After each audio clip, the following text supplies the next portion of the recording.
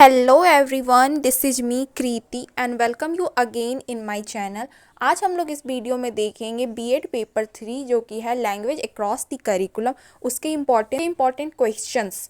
Okay, so let's start with the first question.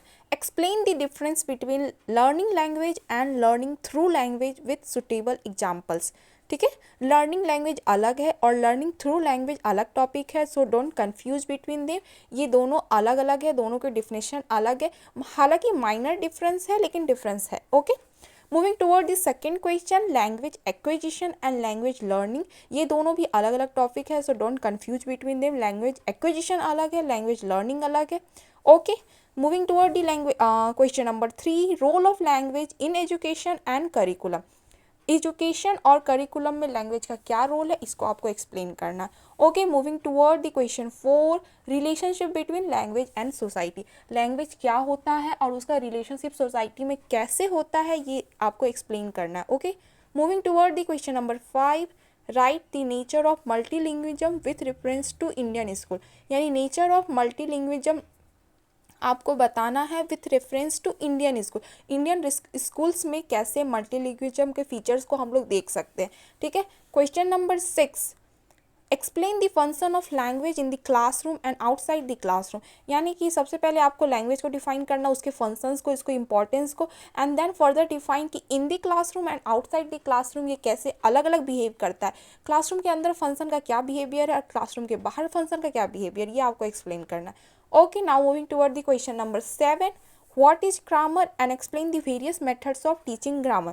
Grammar क्या होता है और ग्रामर के पढ़ाने के किन किन तरीकों से हम किन तरीकों को हम जानते हैं, ये आपको एक्सप्लेन करना है। Okay, moving toward the question number 8, and here it question number 8, analyze the prevalent language teaching practices and approaches with their criticism।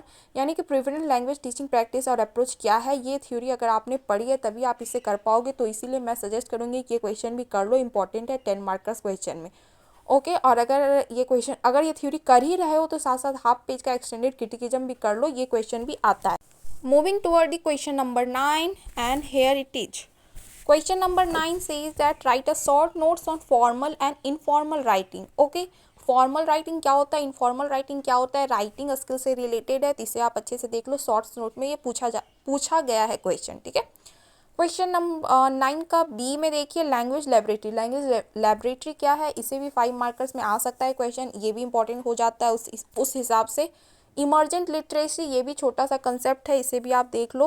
And what is dictionary, dictionary क्या होते हैं, उसके पर्पस क्या है, यूजेज क्या है, इंपॉर्टेंस क्या है, मतलब पूरा प्रॉपर डेफिनेशन ऑफ डिक्शनरी भी देख सकते हो। ठीक है, moving toward the question number 10, one of the easiest topic, language skills, LSRW, listening, speaking, reading, writing. इसके इंपॉर्टेंस क्या है, कैरेक्टरिस्टिक क्या है, डेवलपमेंट कैसे होता है, इसके स्किल्स क्या क्या है, तो ये सब आप कर सकते हो, क्योंकि डायरेक्ट क्वेश्चन 10 मार्कर्स में क्वेश्चन हमारे टाइम में आया था, describe the language skills and what are they, ऐसे करके।